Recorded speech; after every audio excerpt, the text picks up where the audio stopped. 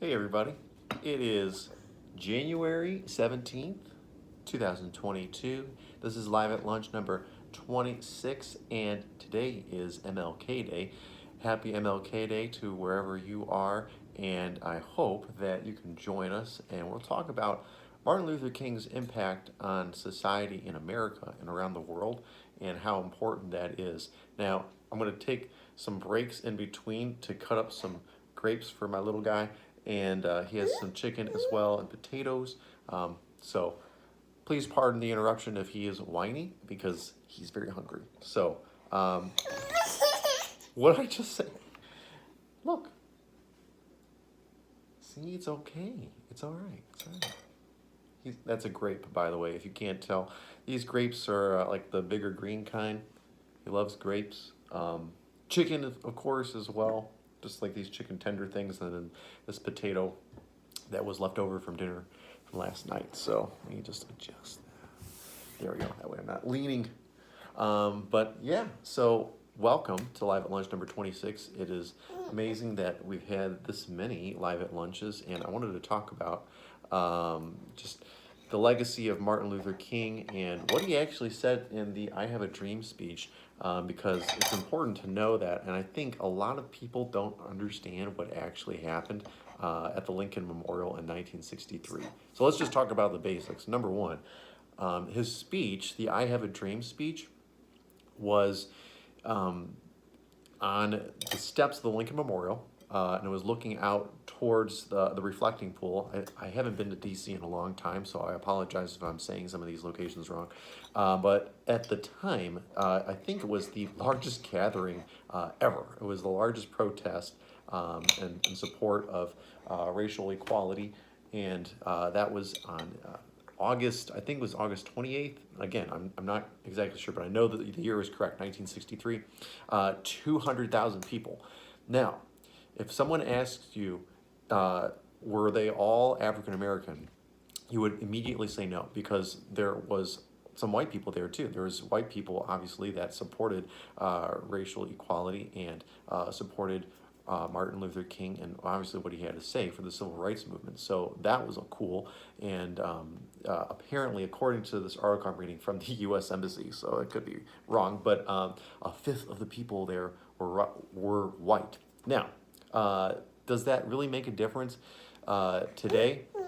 Possibly, but I will tell you that regardless of what color skin you have, how much melanin you have, it doesn't matter. As long as you understand that a person is a person, and it doesn't matter how much melanin is in your skin. That's kind of the point that Martin Luther King was making. A lot of people say Dr. Martin Luther King. Yeah, he was a doctor. That is true. But he was also a pastor, and a lot of people on a certain side of the aisle refuse to recognize that, or if they do recognize it, it's more for his cultural impact, not his religious impact. Because the basis for Martin Luther King's beliefs came from the Bible. It was not on the Constitution. If it was the Constitution, I mean, he wouldn't even have to do what he had to do, right? It would have been like way easier for him and the entire movement. We wouldn't have had the speech needed, I guess, back in the day in 1963. So, to answer your question, Allie, I think we got like 1.5 feet of snow. Just so you know, yeah, we live in Northeast Ohio, and we had a huge snowstorm today. And since we live right off the lake, we get a ton of lake effect snow. So, go figure. Maybe I'll turn the camera around in a minute, but for now, lunch. So anyway, Martin Luther King's beliefs are based on his belief in God and the Bible, right? Otherwise, he has no leg to stand on. And there are other people that are the same way. Let me give this young man some more chicken. And anyway, the one line that I love from his I Have a Dream speech, I have it up right now, is when he talks about his kids. And he talks about, and this is like a big deal now for me as a parent, right? So he says right before that, I have a dream that one day even the state of Mississippi, a state sweltering with the heat of oppression, will be transformed into an oasis of freedom and justice. I have a dream that my 4 little children will one day live in a nation where they will not be judged by the color of their skin, but by their content of their character. I have a dream today. So I think that is my favorite line from the speech. And a lot of people would say the same thing because that kind of sums up like what he was trying to say. And he says other, much, a lot of other stuff that is worth reading. I encourage you to read it. This is from the U.S. Embassy, but I don't know why it's from the U.S. Embassy. It should be on, you can find it on NPR. I can't believe I'm promoting NPR in this live stream, but NPR has it, and I believe other people have it too. You might be able to get it just on Google, which is another thing. When I Googled this, it was interesting. Some people, if you Google an artist, like a music artist, like let's say Taylor Swift, you type in Taylor Swift, her picture will come up and it'll bring you to like Google's basically spec sheet of that artist. For the I Have a Dream speech, I just typed in I Have a Dream speech. It came up with MLK's picture, and then I was expecting like, oh, Google's going to provide this transcript. It didn't. It just gave me like the top sites, and it kind of gave me a short bio of MLK. So maybe it does that for you. I'm not sure.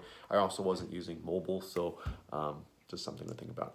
But anyway, the whole purpose of me bringing this up is to say like, hey, I believe that America really did reach a point where most people judged others by the content of their character, not the color of their skin. And I think MLK's dream was realized and it was put into reality. But I believe also that there are some people that want to keep the racial tensions at a hot point, a flashing point, enough where people will, just fight for like the dumbest reasons ever. And polarization occurs. So that means that if you're black, then you have to vote Democrat, and if you're white, you have to vote Republican. That's just one example, but I believe that people are smarter than that, and I think that you can live your ideology outside of the cultural norm, and that's kind of what Jesus did, and that's again what MLK did, because it was not culturally normal to speak up and say, look, what we're dealing with is it's a big thing. We need a change. And the way he addressed in this opening line, I have to scroll up real quick. I'm sorry, I'm just going to read this really quick. He says, I am happy to join with you today in what will go down in history as the greatest demonstration of freedom in the history of our nation. Completely agree. 50 years ago, a great American in whose symbolic shadow we stand today signed the Emancipation Proclamation. The first sentence, like, it's just amazing. I think if we had more speechwriters like that today, there would be an increase of intelligence across the board, especially for our students in America, because like we like to speak in simple terms. We don't like to really, I guess, up our vernacular. So we really need to start doing that. And MLK, man, like the first sentence alone is just amazing. So it's too bad that we have strayed so far. Sorry about that. Strayed so far from our intelligence. And MLK is like just a great example. The speech itself, I Have a Dream speech, is a great example of where America was in its education. It was very, very good. And it's just tanked. Yeah. So anyway, guys, I hope that you can read the transcript. The whole point of this is just to say, go read the I Have a Dream transcript. It's really cool. You should just take the time. Probably will take about 15 minutes to read through if you like to speed read. But, take the time. Try to understand what MLK was trying to say back in 1963. And I hope that you can just drop down your barriers. If you have, stereotypes or whatever like that, it's okay if you're white to have black friends, and it's okay to be black and have white friends. It's so ridiculous, it seems, in 2021, last year, now 2022, that we have to like be in our own tribes as humans. You shouldn't do that. Consider everybody equal as you, and consider everybody as valued as you. I hope to train this little guy that way, and I hope to have him learn a ton about Martin Luther King and his legacy. So excuse him as he's eating chicken. So he has more potatoes and grapes as well. So we'll see if we can get to those. But if you live in Northeast Ohio, stay safe. We have like 1.5 feet of snow out there. Let me see if I can show you really quick. It's pretty ridiculous. Yep, tons of snow. So stay safe out there, guys. Love you, and have a great week. All right, take care. Bye.